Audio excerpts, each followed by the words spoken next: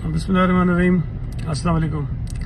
आज अल्लाह का शुक्र है कि इस्लामाबाद में जो CCI का इजलास हुआ, उस इजलास में दरिया सिंध पर बनने वाले 6 कैनाल्स के मुताबिक जो फैसला था इरसा का, उसको उन्होंने रद्द कर दिया और अब इंशाअल्लाह ताला दरिया सिंध पर नए कैनाल्स बनने का कोई मंसूबा नहीं है। मैं इस शानदार तारीखी कामयाबी पर चेयरमैन बिलावल भुट्टो जरदारी साहब को, सदर पाकिस्तान आसिफ अली जरदारी को, चीफ मिनिस्टर सिंध को और सिंध के तमाम लोगों को मुबारकबाद देना चाहता हूँ कि उनकी मेहनत से, उनकी कोशिशों से, उनकी जद्दोजहद से ये कामयाबी हम सबको नसीब हुई है।